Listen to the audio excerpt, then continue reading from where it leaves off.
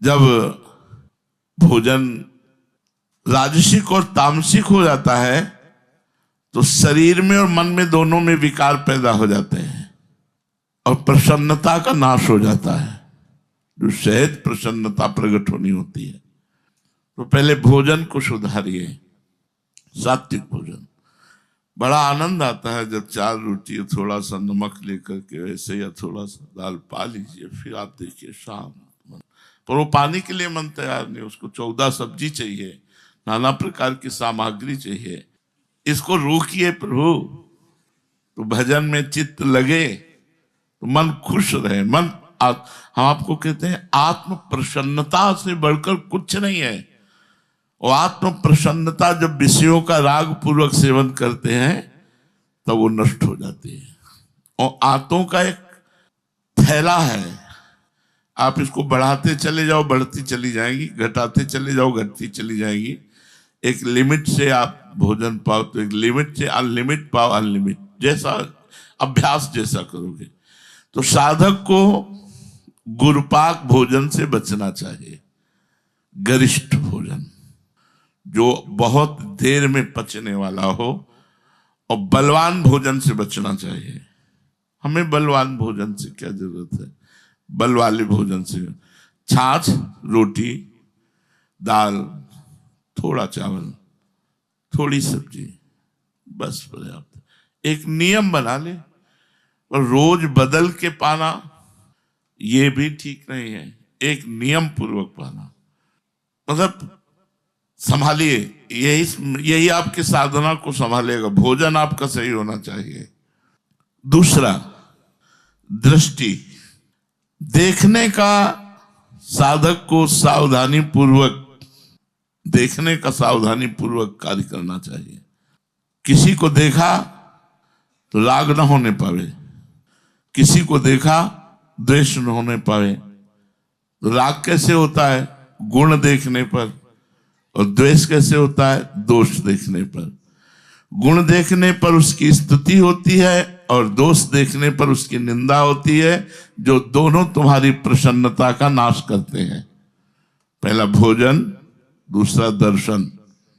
यदि हम किसी की निंदा करेंगे तो हमारे सारे पुण्य नष्ट हो जाएंगे और पाप बढ़ेंगे। किसी में दोष दर्शन करेंगे, वो दोष हमारे अंदर आ जाएगा। किसी में गुण दर्शन करेंगे, उससे हमारा राग हो जाएगा, तो भगवान का भजन छूट जाएगा। उस व्यक्ति का चिंतन होगा। राग और द्वेष दोनों को छोड़ना है। राग द्वेष दोनों छोड़िए, खोजिए पद निर्वाण। नानक साहब ने कहा राग द्वेष दोनों छोड़ना चाहिए। तो हम किसी व्यक्ति के गुण और दोष ना देखें। तात सुनो मायाकृत गुण और दोष अनेक, गुणया उभय न देखी देखी सो अविवेक। अगर किसी के गुण दोष देखते हैं तो अज्ञान है, देखना ही नहीं है। भगवान सबको अपनी माया के द्वारा चला रहे हैं।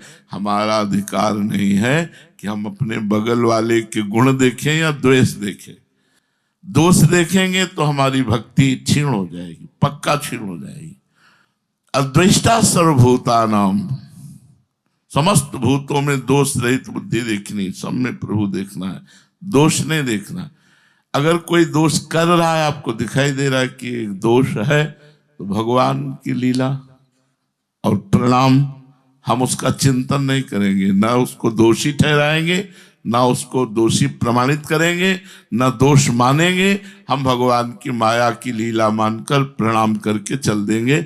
हम उसके विषय में ना चिंतन करेंगे, ना बोलेंगे, ना उसकी निंदा करेंगे।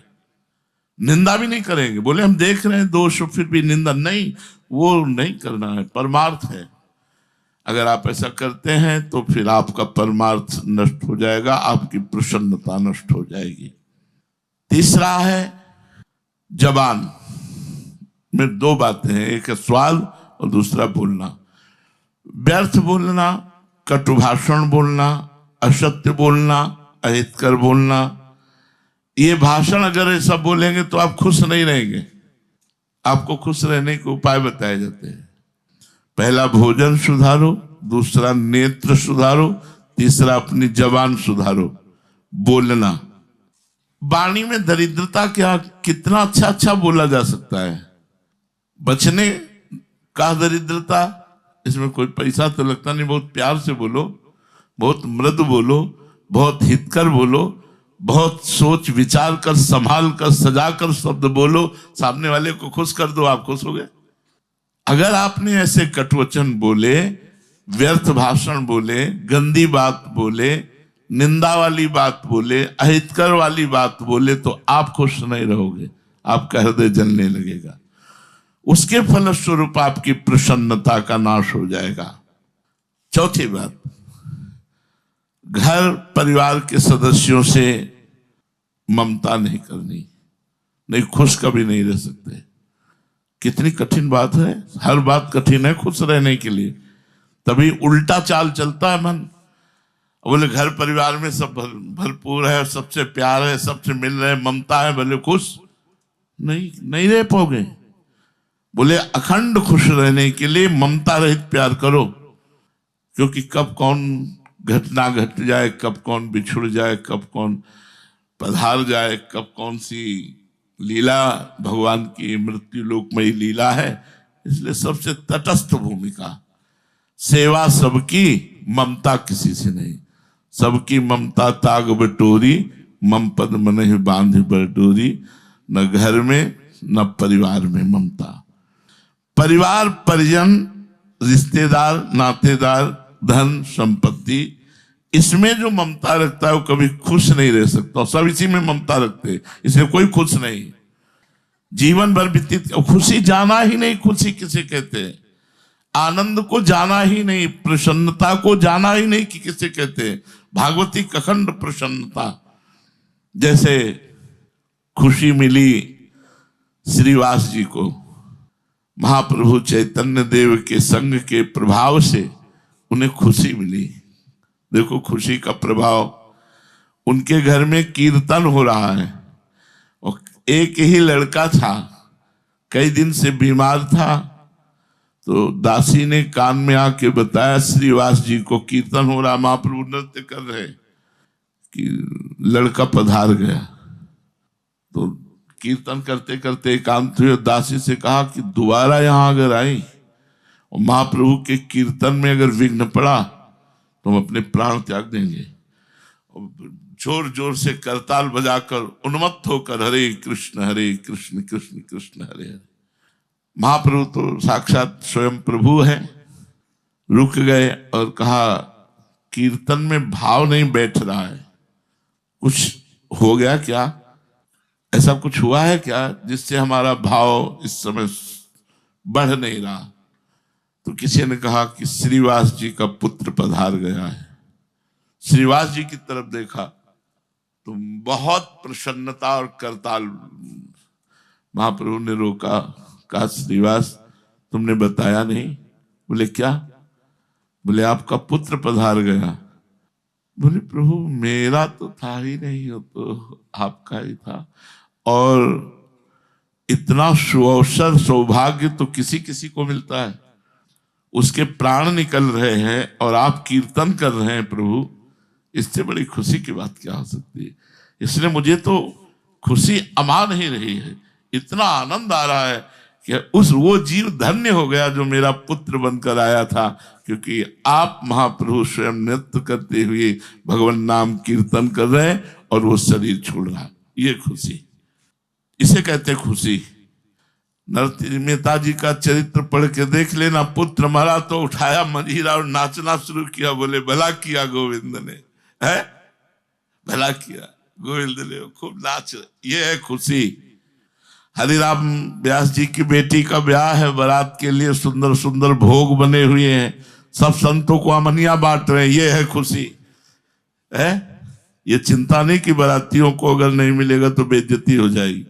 वो ये सोच रहे कितने अच्छे पदार्थ तो ठाकुर को भोग लगाएंगे, वैष्णव जन पाएंगे, नाम कीर्तन करेंगे। अच्छा, कोतवाल से कहा सबको खाओ, मनिया बट रहे, तो जितनी बारात के लिए मिठाई और सामान बटे थे सब बांट दिया।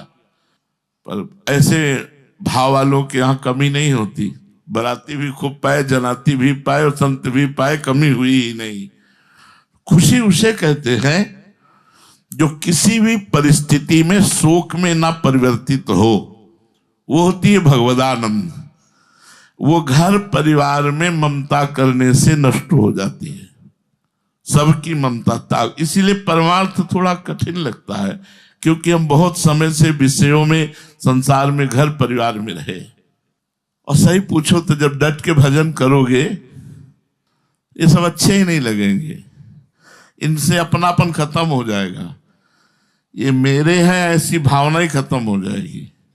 मेरे हैं ये भावना भक्तों में हो जाएगी, संतों में हो जाएगी, प्रभु में हो जाएगी, और परिवार में मेरे हैं, अपने हैं, ये भावना खत्म हो जाएगी। शांत गंभीर।